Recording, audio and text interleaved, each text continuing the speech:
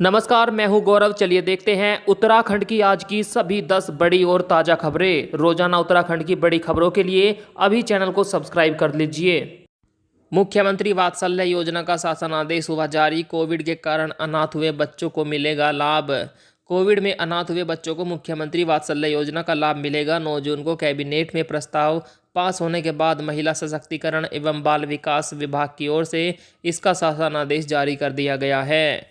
आपको बता दें, विभाग के सचिव हरि चंद्र सेमवाल की ओर से जारी आदेश में कहा गया कि 1 मार्च 2020 से 31 मार्च 2022 तक यह योजना लागू रहेगी। शासन की ओर से जारी आदेश में कहा गया कि इस दौरान जितने भी बच्चों के माता पिता या फिर उनका संरक्षण की अगर मृत्यु हुई है तो 21 साल तक ऐसे अनाथ बच्चों की देखभाल सरकार की तरफ से की जाएगी। पढ़ाई का खर्चा, उनके रहने की जगह का प्रबंध आदि सुविधाएं इस योजना के तहत 21 साल तक दी जाएगी। मुख्यमंत्री तीरथ सिंह रावत की अस्पतालों को कड़ी चेतावनी। बोले, कोविड मरीजों से अधिक वसूली की तो होगी सख्ती।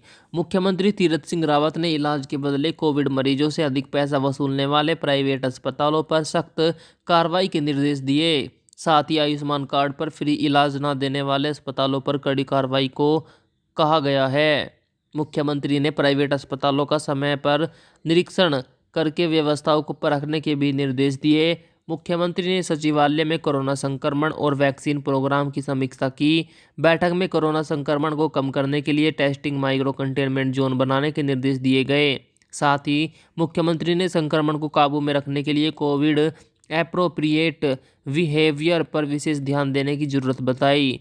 बैठक में तीसरी लहर से निपटने की तैयारी पर मुख्यमंत्री ने संतोष प्रकट किया, लेकिन अधिकारियों को कहा कि तैयारियों को और पुख्ता किया जाए। मानसून सीजन को ध्यान में रखते हुए पर्वतीय क्षेत्रों में ऑक्सीजन सिलेंडर, आवश्यक दवाओं एवं सभी प्रकार की आवश्यक सामग्री की पूरी व्यवस्था रखने को कहा गया है। और ब्लैक फंगस को लेकर क्या है उत्तराखंड की स्थिति, आइए देखते हैं। प्रदेश में ब्लैक फंगस के मामले लगातार बढ़ रहे हैं। बीते 24 घंटों के दौरान 11 नए मरीज सामने आए हैं। 2 मरीजों की मौत भी हुई। ब्लैक फंगस मरीजों की कुल संख्या पूरे उत्तराखंड में 380 हो गई, जबकि 60 मरीजों की अब तक मौत हो चुकी है। स्वास्थ्य विभाग के हेल्थ बुलेटिन के अनुसार देहरादून जिलों में 11 मरीजों में ब्लैक फंगस की पुष्टि हुई, जबकि 2 मरीजों ने देहरादून में इलाज के दौरान दम तोड़ दिया। देहरादून में कुल मरीजों की संख्या 342 हो गई। सौर ऊर्जा से रोशन होंगे हरिद्वार समेत 6 रेलवे स्टेशन। पर्यावरण संरक्षण के साथ बचेगी बिजली। पर्यावरण संरक्षण के साथ बिजली खर्च बचाने के लिए रेलवे स्टेशनों को पूरी तरह से हरित ऊर्जा से रोशन करने की योजना तैयार हो गई है। हरित ऊर्जा का दायरा इतना बड़ा होगा कि स्टेशन की लाइटों के अलावा सिग्नल प्रणाली भी इसी से संचालित की जाएगी। इसके लिए देहरादून, हरिद्वार, रुड़की, ऋषिकेश समेत उत्तराखंड के 6 स्टेशनों पर सौर ऊर्जा पैनल लगाए जाएंगे। पर्यावरण संरक्षण को लेकर रेलवे बेहद गंभीर है। साथ ही कोरोना काल में हुए नुकसान को कम करने के लिए भी रेलवे की कई तरह की योजनाएं बनी हैं। इनमें सौर ऊर्जा का इस्तेमाल करना भी एक है। उत्तराखंड में बीते 24 घंटों के दौरान क्या है कोरोना की स्थिति, आइए एक बार डालते हैं नज़र। उत्तराखंड में पिछले 24 घंटों में कोरोना संक्रमण के 463 नए मरीज मिले हैं। वहीं 19 मरीजों की इस दौरान मौत हो गई। इसके अलावा 695 मरीज ठीक होकर अपने घर गए। वहीं आपको बता दें, प्रदेश में अब तक कोरोना के कुल मामलों की संख्या 3,36,616 हो गई। इनमें से 3,18,930 लोग ठीक हो चुके हैं। वहीं वर्तमान में 5,737 सक्रिय मरीजों का उपचार चल रहा है। प्रदेश में बीते 24 घंटों में 19 कोरोना मरीजों की मौत इससे पहले हुई थी। आपको बता दें कि अब तक पूरे उत्तराखंड में 6,928 लोगों की जान जा चुकी है कोरोना से। उत्तराखंड में मौसम का अलर्ट हुआ जारी। सुबह देहरादून में चली तेज आंधी, उड़ी मकान की छतें, गिरे पेड़, बद्रीनाथ हाईवे भी खुला। जी हां दोस्तों, राजधानी देहरादून में सुबह करीब 4 बजे खूब तेज आंधी चली, जिससे शहर में कई जगह पेड़ गिर गए। कई इलाकों की बिजली गुल हो गई। आंधी के साथ ही बारिश भी हुई, जिससे गर्मी और उमस में कुछ राहत मिली। वहीं राज्य के अधिकतर इलाकों में रात से शनिवार सुबह तक बारिश जारी रही, जिस कारण बद्रीनाथ हाईवे गुलाब कोटी के बाद मलबा आने से बंद हो गया, जिसे सुबह 9:30 बजे तक खोल दिया गया। वहीं आपको बता दें कि आने वाले 24 घंटों के दौरान भी उत्तराखंड के अन्य जिलों में बारिश की संभावना जताई गई है। पौड़ी, पिथौरागढ़, बागेश्वर, नैनीताल, चंपावत जैसे जिलों में कहीं कहीं भारी बारिश की संभावना है। वहीं हरिद्वार, अल्मोड़ा, उधम सिंह नगर, रुद्रप्रयाग, देहरादून, टिहरी जैसे इलाकों में कहीं कहीं बारिश की संभावना है।